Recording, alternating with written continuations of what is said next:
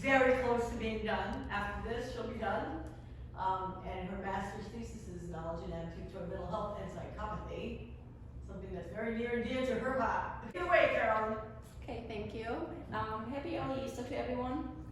My name is Carolin. I'm presenting my master's thesis right now on the attitude and knowledge towards mental health and psychopathy. If you guys want to look at the handout, I have the QR code over there if you want to scan it. I'll give you a little time to do that.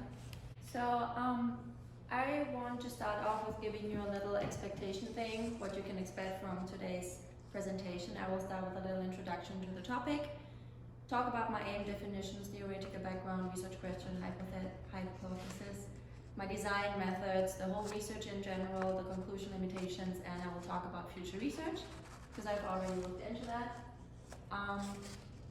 But let's start with a little introduction into the topic. As we all know, mental health is a really complex topic. So even if people are choosing to talk openly about it, most of the time mental health is very stigmatized and avoided. Individuals who are struggling with mental health and mental health issues in general tend to be fearing to speak up about their issues, and they tend to avoid seeking help because most of the time they get labeled or judged by the environment and by society for it. So with all these prejudices surrounding mental health and all that topic, I wanted to know, what do people really know about mental health? Do they know what mental health problems are? Do they know what mental health issues are? And more specific, do they know what a personality disorder is? And these attitudes and knowledge they have about the topic, can I measure that? When it comes to psychopathy, if I say the word psychopath, most of the time people get their pictures in mind. It's Ted Bundy, it's the Joker, or they assimilate different shows like Criminal Minds with psychopathy. So psychopathy is a phenomenon which can be observed in today's fiction, in reality and reality shows, and in people's language. Characteristics and traits that are displayed in movie characters, for example the Joker, are most often really exaggerated. So they're not really true to reality. People still tend to sympathize with those villains. I don't know why, but they tend to sympathize with them. So what do people really know about psychopathy? Do they know that psychopathy in general is not a diagnosis that can clinically be diagnosed? Because if people are in presence of the traits, they would most likely be diagnosed with antisocial personality disorder and not with psychopathy, since it's not a diagnosis. I'm an international student, and I am really interested in if there's different laws surrounding the topic from America and now Europe, and if there's different knowledge and education, a level of education. So the aim of my thesis is I wanted to know what people really know, what people really think about mental health and psychopathy, and if there's a difference between the non-American population versus the American population, and between males and females. You might ask, why study mental health? So the World Health Organization came out with a report in 2018 that 1 in 5 people is suffering from mental and behavioral conditions. That was 2018, which means pre-COVID. Now with COVID around, the number of mental health issues is on the rise. There is no age limit on mental health. So if you're a child, you can suffer from behavioral and mental conditions. If you're old age, you can suffer from it. So after presenting my study today, I will go back to that question, and I hope all of you have a better knowledge and understanding about mental health. Let's start with some definitions, because not everyone is maybe familiar with everything. So mental health is including emotional, psychological, and social well-being. It can affect the dealing with stress, it can affect your lifestyle, it can affect everything. And mental health is important at every stage in life, like I said, from childhood to old age. Personality disorders are characterized in 3 different clusters, whereas the cluster A could be a paranoid personality disorder, and cluster C could be OCD, like obsessive compulsive personality disorder. The antisocial personality disorder is relevant for this topic. That falls under cluster B in the DSM-5. The diagnosis starts when you are older than 18 years old, And if you're below 18 years, you would not get diagnosed with antisocial personality disorder, you would get diagnosed with conduct disorder. Psychopathy is a neuropsychiatric disorder that is characterized by low emotional responses, low empathy, poor behavior control, which can most likely result in antisocial and criminal behavior. Like I said, psychopathy is not an officially accepted clinical diagnosis, and people who present those traits would most likely be diagnosed with antisocial personality disorder. For my theoretical background, I was looking into the public perception of mental health and psychopathy. I was looking into the laws and compared the USA versus Europe. I was looking into stigma and what knowledge and attitude is. So for mental health, Bieck and his colleagues conducted a meta-analysis in 2007 of stigma and mental health, and in this meta-analysis they compared 49 empirical studies across various stigmatized conditions, mental health indices. Their findings showed that there's a trend for stigma-mental health relation to be strong in Europe, which means Europe has a stronger stigmatization to mental health than North Americans do. A study by Williams and Poe in 2007 was a cross-sectional study. They were exploring their knowledge and attitude towards mental health and people who are suffering from mental health issues. And they were looking into the knowledge and attitude of 496 teenagers. And their findings showed that males reported lower levels of knowledge and that they were less likely to want to get more knowledge about the topic. For psychopathy, Cook compared different data in his study in 2011 on the prevalence of psychopathic personality disorder between Scotland and North America. So again, we have the Europe part and we have America. And it is conducted by him that there are significant differences between two nations.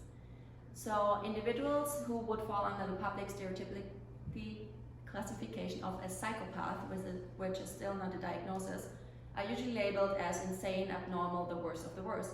Like we can see in fiction with Joker, we can see it in reality with Ted Bundy.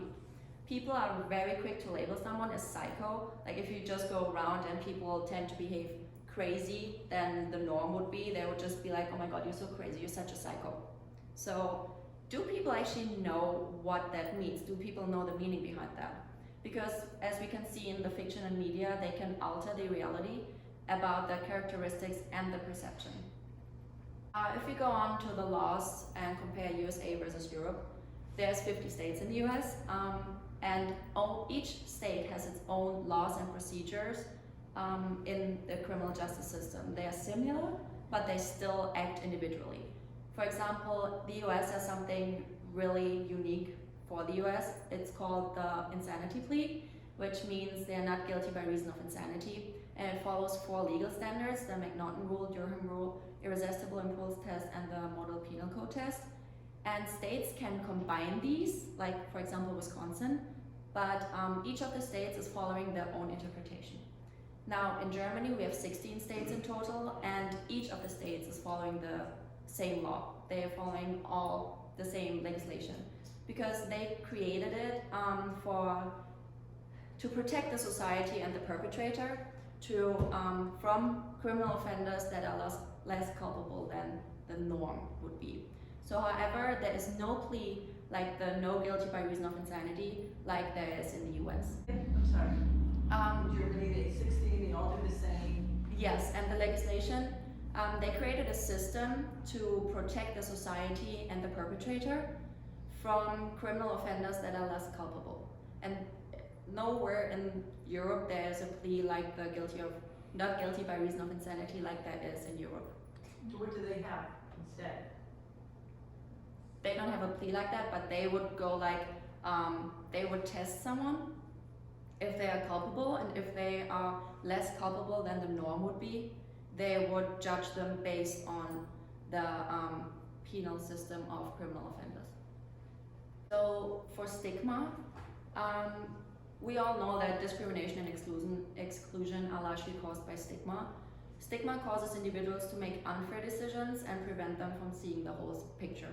And that's what we can see with mental health. If someone is presenting mental health issues, they get stigmatized by people who are maybe not educated about that, who are raised with a stigma within their family. Reimann in 2007 concluded that mental health came a long way. You haven't gone to Dr. Herbert's class, but we will talk about that in the next semester. Willowbrook is a now closed psychiatric institution that was running few years ago, and individuals were locked up for invisibility if the families didn't want to handle them anymore, if they were just maybe ashamed of them for various reasons. And because of the locking away for invisibility, the facility became overcrowded and the people in there were really treated worse than they probably would have been at home. So we came from this system to establish mental health laws today. And like I said, the lack of knowledge and education mostly results in misunderstanding mental health and the disorder. So for my study, I was looking into knowledge versus attitude. And attitude is defined in psychology like the inner attitude, which is shaped by experiences, values, norms, and ethics. It can affect behavior, influence social interaction, and the evaluation of environment. Knowledge, on the other side, is the collection of facts, rules, theories characterized by the greatest possible certainty. If you went to the key speaker last Tuesday, she said, "You don't know what you don't know," which really stuck with me because that's basically what knowledge is. You don't know what you don't know. So Fabrica and his colleagues concluded in 2006 that knowledge can influence your attitude, but your attitude cannot influence knowledge. Let's look at my research question, my empirical questions. I had a couple, and I listed my most important hypothesis on here. So I was looking into what does the general population know about mental illness and psychopathy? What is the attitude of the general public regarding mental illness and psychopathy? Is there a relationship between knowledge and attitude? Does it vary by geographic population, like I said, non-American versus American? And does it vary by gender, male versus female? And there you can see my null hypothesis and the counterpart. It's all, I think, on the back side of your handouts too. If you look at the design, I hope it's big enough. I made a little chart, a little graphic out of it. My independent variables were non-Americans, Americans, males, and females. My dependent variables is my first questionnaire and my second questionnaire, which I will talk to in detail in a few. And my design is a 2x2 factorial analysis between persons in a non-repeated measures design. All in color up there. So for the methods, for my participants, I wanted them to be over the age of 18 years old to participate. They're both from the male and female population, and I tried to get half non-American citizens and half American citizens to have an equal balance between them. The participation was voluntarily and without compensation. That means they didn't get paid, they didn't get good grades for it. They just did it because they wanted to do it. So the participants were allowed to withdraw at any given time. For the procedures, I traveled to Hungary and Germany for the recruitment of my European population, and I distributed the questionnaires. In Europe, getting more people from Austria, Switzerland. I also have people from Asia and Australia in there. And for the distribution in America, it mainly took part in Ohio, Pennsylvania, New York, in a small Midwestern university. Questionnaires were distributed through a QR code for access to Google Forms website, like you just did with the handout. That's what I did to get my questionnaire out there. The informed consent form for agreement was necessary for participation, so you couldn't access the questionnaire without agreeing to the informed consent. All my data has been collected in accordance with CDC guidelines and established COVID-19 protocols. If you want to look at the research questionnaires, you're more than welcome to do that. That's the QR code to it, so you can access it. It's both in there. Questionnaire 1 is called my Knowledge, Mental Health, and Psychopathy scale. It's the KMHP scale for short. I developed the questionnaire with Dr. Victor based on her questionnaire that she had for her previous study. I have my demographic questions on there for citizenship, occupation, gender, age, educational background, but for this study only the citizenship and gender is important. Then there were 40 true-false questions on the test, with 0 being the minimum score. So if you don't know anything, you get a 0. And if you know everything, you get a 40. And in the end, there were 2 open knowledge questions, which are not relevant for now, but relevant for future research. So all my questions for the knowledge scale were based on published studies and the DSM-5. For the second questionnaire, it is called the Attitude, Mental Health and Psychopathy, the AMHP scale for short. It is obviously looking into the attitude of the individuals. It was a 25 question to test the attitude, with 25 being the minimum score and 150 being the maximum score. That is because for the 25 questions, if you don't agree for question 1 to 19, you get 1 point. If you strongly agree, you get 6 points. And for question 20 to 25, it was a reverse scoring, for 6 being strongly agree, 1 strongly disagree. And the last 5 question for the reverse scoring, I also did it like that because I wanted to keep the attention until the last minute of the participants, because 65 questions is a lot to go through. And I wanted to see if they not only like click yes, yes, yes, yes, but if they really read the questions. Then for the scoring, on the first one, the KMHP scale, the higher the participants score on the knowledge, the more knowledge they have about mental health and psychopathy. And for the second questionnaire, it was, I will tell you all about that in the end, because I struggled a lot with it. The lower the participants score on the second questionnaire, the more the attitude favors mental health. So which means the lower their score on the attitude, they're more positive, they see mental health and psychopathy. Whereas on the knowledge scale, the higher they score, the better they are. And on the contrary, the higher they score on the second questionnaire, the more their attitude disfavors mental health and psychopathy. For the analysis, I ended up collecting data from 413 participants, and I used Microsoft Excel to analyze the data. I had 210 non-Americans, 203 Americans, which were distributed in 144 males and 269 females. The results of my questionnaire were individually scored, so I had to take every questionnaire to score it individually to see if they scored high or low. And I divided the general scores, which means all non-Americans, all Americans, and so on, and individual scores, all non-American males, all non-American females, and so on. So the scores were sorted from lowest to highest in Excel, and I evaluated everything in percentage. So I didn't say, okay, you scored 40, so you get 40 points. I did it similar like grading an exam. So if someone scored 40, they got 100%. If someone scored 20, they got 50% on it. I used descriptive statistics and summary statistics to perform my means, and the t-test, two-sample assuming equal variance, performed for significance between groups. Let's look at the results. Those are my results for left the knowledge and right the attitude. And like I said, the higher the bar is, the more knowledge they have. The lower the bar on the attitude side is, the more they favor it.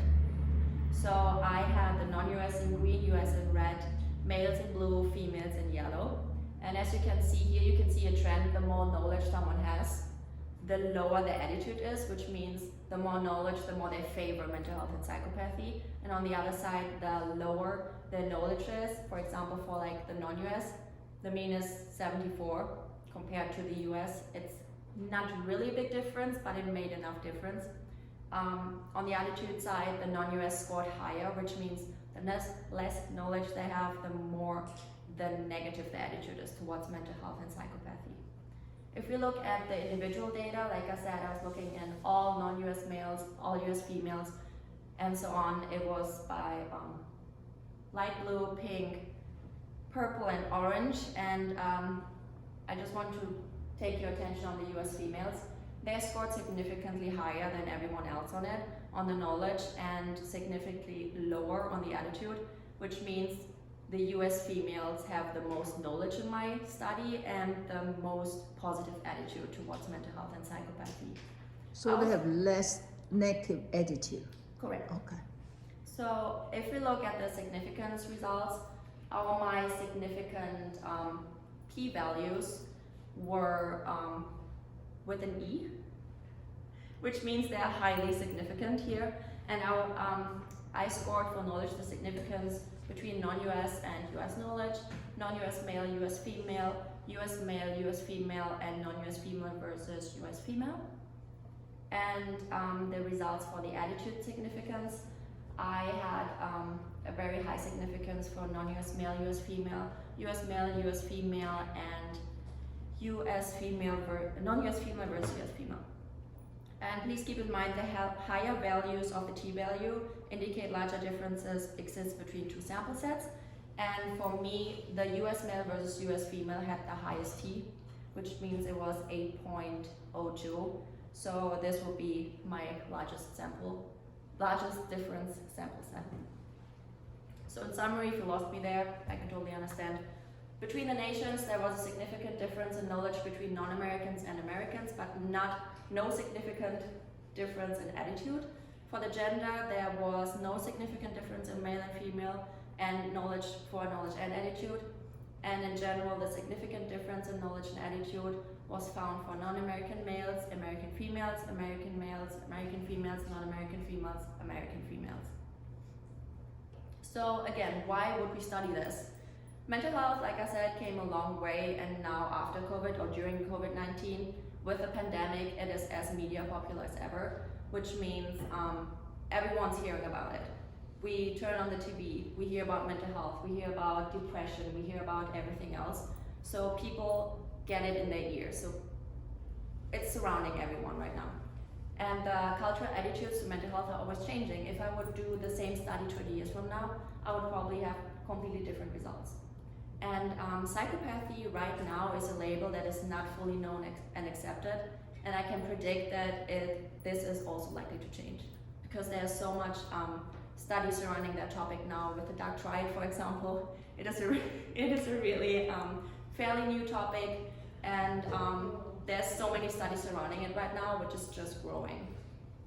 So in conclusion, of course, we all need a better understanding of the association between public knowledge, attitude, and behavior with the internalization of stigma.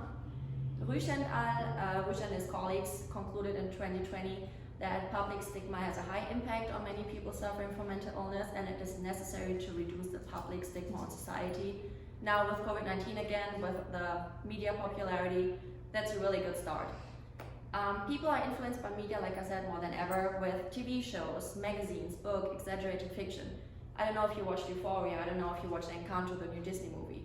All the characters present different mental health issues. They present different mental health personality disorders, maybe.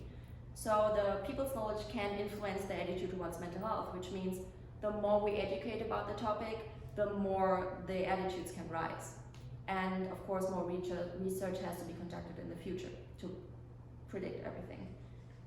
Limitations for me, of course, COVID-19. The present pandemic, which we are all in, makes it difficult to gather the data. It makes it difficult to go to institutions and hand out questionnaires and get all the participants.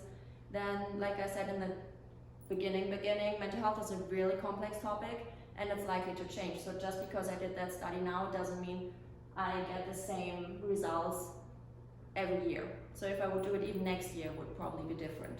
For my subjects, most American participants that I had in my study, they were working in the field, they were studying the field. So of course, probably that's why my knowledge from the American side was a little higher than the knowledge on the European side. And I had a really uneven number of gender results. So for the males, I had 40 males, but for the females, I had 269, which means that was really uneven. And for the nationalities, America, like non-American population was really limited to the US, but the non-American population was not limited to Europe. So I had all other countries, all under other continents in there, and I could maybe narrow it down for future research. Talking about future research, I already looked into it and I gathered all the data, so that would be a really good doctoral dissertation. My male and female participants working in the field versus not working in the field, I can compare them to the results I have right now.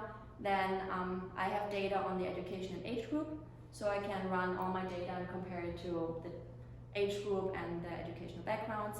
And like I said, I would probably make a difference in the scoring.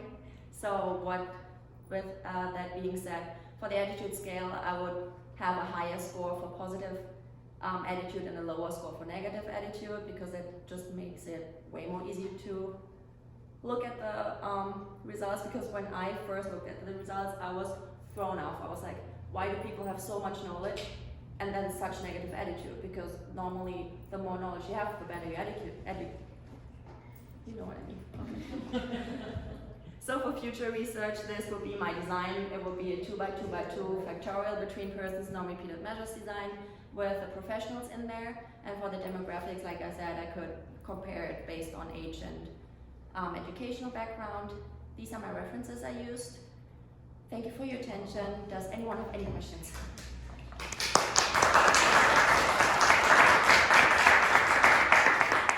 So when you say profession, you also include the student in the major. That's considered your profession? No, I would, because that's what I did right now. I had mostly students in it. Yeah. But for people in professions, I really mean people that are currently working in the field. So in your future research, you won't include student? Correct. I mean, for non-professionals, I would include the students, but for professionals, I would include police departments, teachers, psychologically working people. Mental health providers. Okay. Yeah, So you consider student is not professional, correct. even they are in the major? Because I find it hard to differentiate between them if they are in their first semester. They don't have the same knowledge like if they're in the last semester of their master's degree. So I would have to look at all the data by semester, by if they're in their bachelor's, if they're in their master's. And yeah, Okay. that's a lot of work. Well, you'd have to make that even, because like, if you were using police officers, so they vary on their levels of education as well. Correct. Yeah. Yeah. Yeah. So maybe the student you can divide, you can put to make less bias when you say profession, not profession, and you also have student. Maybe you have student, they are not in this major or put into non-profession. And the student in this major, maybe they can put into the profession. Yes. So you That's won't what have I encountered in this research because, for example, for Hungary, Germany, Austria, I went to schools and I was a guest speaker and I asked them to take my survey. And they were all studying in non-related fields.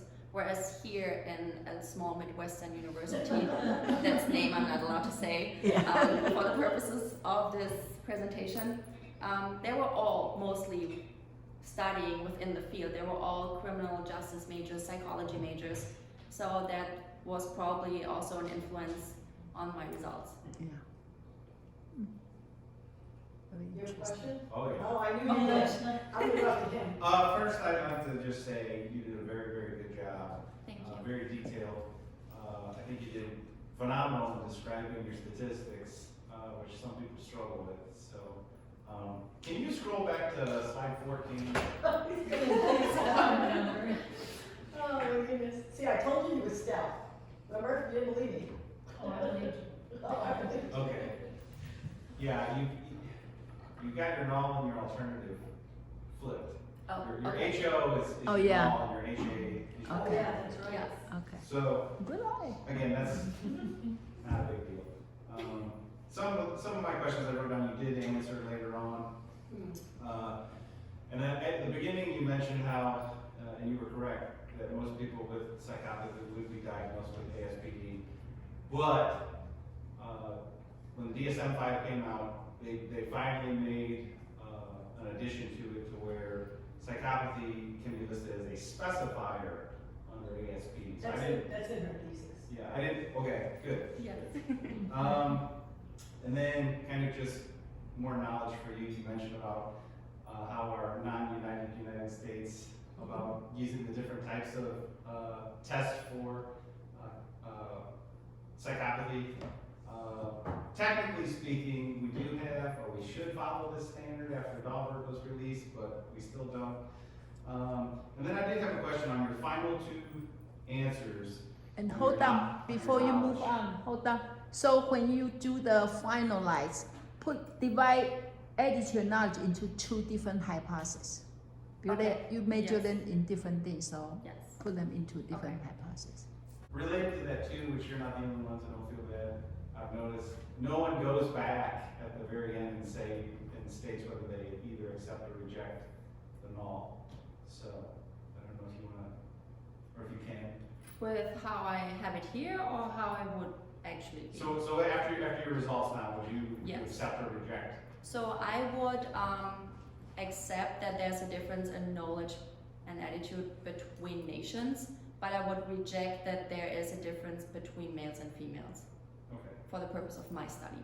Even though in my theoretical background,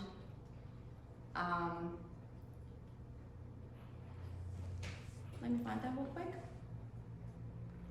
I know I said that boys were ranked lower attitudes and lower knowledge, and they don't want to have more knowledge. So with other studies being out there and they have different outcomes, for my study with those results, I'm rejecting it for the gender part. Okay. Can you add a correlation? Can you run correlation between attitude and knowledge? I can do that. Next study. Yeah, for That's my really nice. doctoral dissertation, I can actually do that. Because when you kind of curious about, looks like they are different direction, but Right. unless you run correlation test Yes, I can with do the that. signals, and then otherwise you only can be curious. Yeah. Right. Mhm. I'll write that down too. Do you have any more questions? Yeah. Oh, go ahead. Yeah, he's not Yeah, finished. I okay. just interrupt him. How do you score your last two knowledge questions when you ask them for the characteristics? Because So that was like- open-ended question, so I was asking, please name 3 personality disorders or disorders in general that are associated with criminal behavior. Right. And whatever they say, I wanted to find a mean. So I know it's hard to score that, but for example, if 20 people say personality disorders in general, of course they are right, because those would be associated with criminal behavior. I would still try to see if Americans and non-Americans have different answers in there and what the main answer would be, and what nation has the most abnormal answers, I would say. Okay. Can I just, while you're talking about it, Yeah. so you have those things that people said to you, right? Yes. So if you were gonna like present this at a conference or present it someplace and you wanted to add a section for, not for your thesis, but for, highlight it or something, then you could put that in there as like a straight from the horse's mouth kind of section. Where you get to hear what the people said, other than just numbers representing what they said. That might be pretty compelling to Yep. hear how much they don't know or do know. Right. Yeah. Yes, and maybe list the most funny answers. Yeah. Yeah. So Yeah. quote Because they're quote pretty some of weird the answers in there, statement. so- Yeah, quote some of the statement there. Correct. Yeah. And then, I know there's only so many things you can do, and there's always going to be, well, you ran t-tests, looking at your data and everything. I think, again, it's just my opinion, a regression might be a better way to illustrate this, because you can see how far off people move one way or the other. So, but again, It's a lot of data. it is. Yeah, you had an immense amount of Yeah, a lot of participants. Yeah, you have to multiply 413 times 65, and I had to score them all individually. If you just key in the original data, Yes. you can just key in the original data and they will do that for you. Yeah, absolutely. Use SPSS. No. Yeah. Use SPSS. You get the Because it doesn't data. limit to you how many you can do at a time, like Excel does. No, Excel doesn't either. No, Wiggle SPSS. around it. Yes.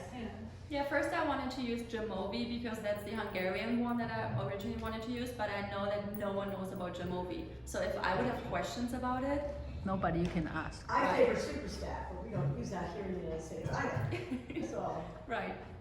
yeah. Are you done? Yeah. Okay, so, let me see if I can read what I'm doing here, okay. When you're, okay, you probably just know Germany, but maybe all of Europe. Where do most people with mental health issues go for treatment? The thing is, since it's so highly stigmatized, most of the people don't even look for help. But if they would go to psychologists or to psychiatrists. So they would go to a hospital, private. Do they have mental health centers or clinics? They do, but they are really, really widely spread around the country. So in my area, one state, I think we have 2 clinics specifically for psychological health issues. We have some bigger clinics, like physical clinics, that have a little small department for that, but it's not as much as we would need for what is needed. Is it today. funded by the state?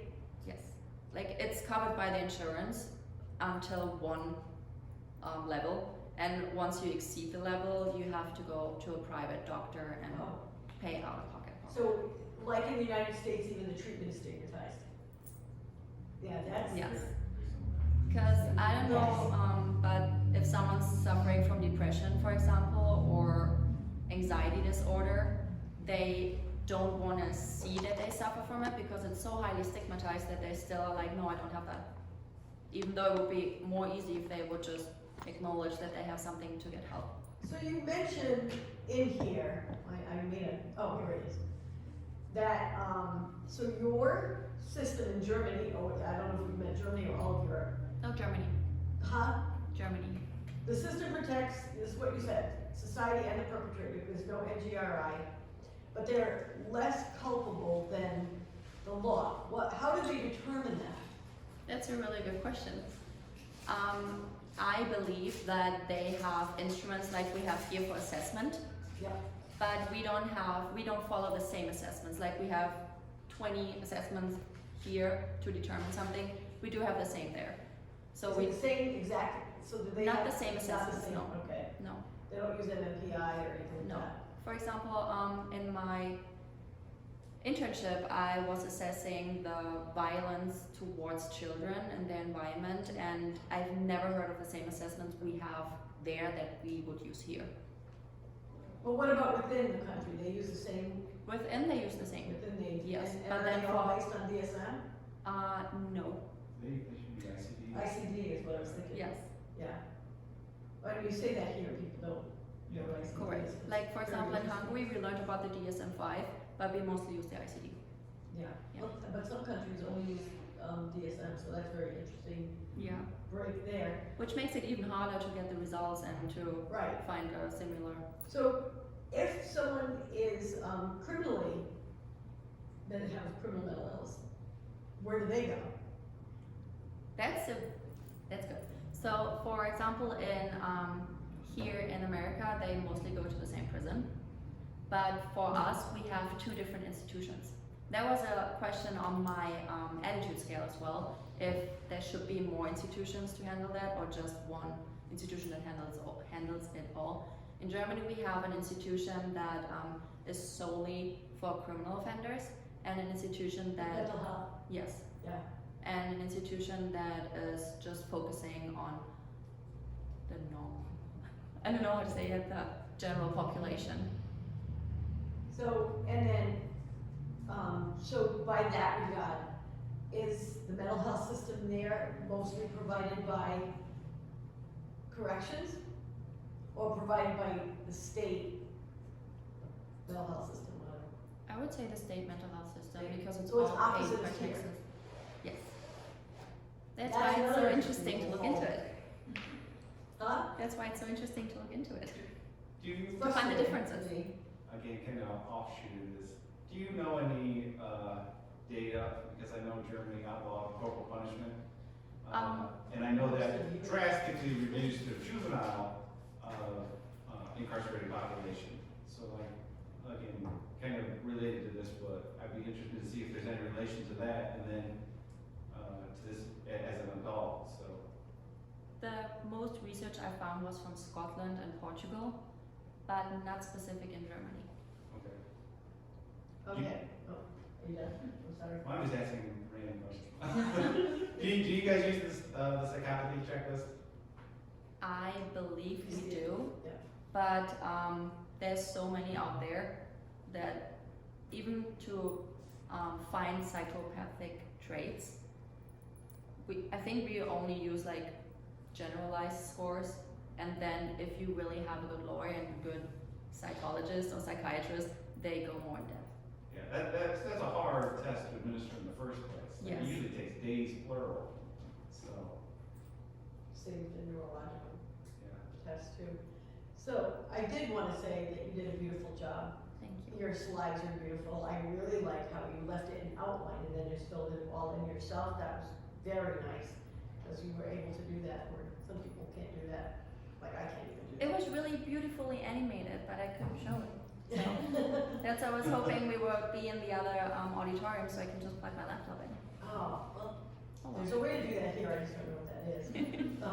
But you did a really good job with the main parts, the outline, the introduction, the definitions. I like how you brought everybody on board. Like, okay, here's the definitions we're going to use. That's really good. I thought of another one that was, I just wanted to ask you, and of course it flew right back out of my head. Your methodology was really well, and you explained exactly what it was that you were going to do, and so were your graphs and charts. It was really good. Scoring, I did notice this consistency with the scoring, and it's really an interesting thing. And the summary slide was really good. It was all just really well done. Very nice. Very nice. You really know what you were talking about. I recycled my bachelor outline. Huh? I recycled my bachelor thesis outline and just put my master stuff in it. Because I was so proud of it. And I still to this day cannot believe the skill and the depth and the just excellent and professional display that you did in not your language. Thank you. Not even your primary language. None of us in this room could probably do that. Well, maybe if I made it. But, and I guess if they put a gun to my head, I could. But yeah, just not. But it's not someone for your youth to be able to come, to the United States and master the language and do a very complex piece of research in not even your native language. That alone is amazing to me. Thank you. Yeah. You're going to do your doctorate in some other country and have to do it in another language, and then they're just going to give you a cake and throw you a marble. Maybe Hungarian next time. Who Maybe knows? where? Hungarian. Who knows? Hey, Yeah. Finland, they gave you a sword. Yeah, but wait till it becomes a NATO country. Yeah, you use your advantage for be international student, and Yes. you open our eye to see these two different worlds and how they see the mental issue. It's just very interesting because when we learn psychology, we know they are from Europe, but then we realize there are more stigma than here. So it's interesting to know what happened in Europe Even during though all we're this from the year, Freud country. right? Who would have known? Freud. Freud country. Yes. Yeah, so it's interesting. So you have a lot of work to do Yes. to try to help people understand more between this cultural difference and same time, what's this psychotherapy future in this country versus also other country. Right. It really is like a lot of international students come and they feel like, it is a handicap, but it is not. It is a gift. It really is. But a fun fact, if you would ask me to present that in German right now, I couldn't. I really couldn't. Why? I don't know, I would probably just fall into English again because I have it internalized in Yeah. English so bad that, no. And you may feel there are more stigma, so it's hard to tell them Right. the truth. Right. They don't- No, it's just, you did a beautiful job. And any Very good. question from these young people? How about you? Did you see England have the same, UK have same issue? I mean, I honestly don't have any data, but yes, from my experience, it's very stigmatized in the UK. Like, I have friends that won't go to counseling, won't even go to like a doctor with a mental health. They don't have mental health days? Like universities don't call a professor saying having a mental No, health? it's very stigmatized. Like, even when I have some mental health problems, like my family don't. Just don't talk about it. Don't you hate like when everyone turns to you and then asks you to be the representative for the entire Give us some final thought about after all this research. What's your Ready for the experience? thesis? What? You're good because you want to go for your doctorate. Yes, so I would do it differently, definitely differently. I wouldn't start getting all the data in January because there was a lot of hustle. But on my defense, I thought I had more time to do that, but because of the visa situation, I did not have more time, so I had to focus really hard on this. So thank God I didn't have any more classes. Did a good job. I mean, it was I excellent. mean, he would state otherwise that I did not keep it together that much. But Oh, but you guys. You might want to say something?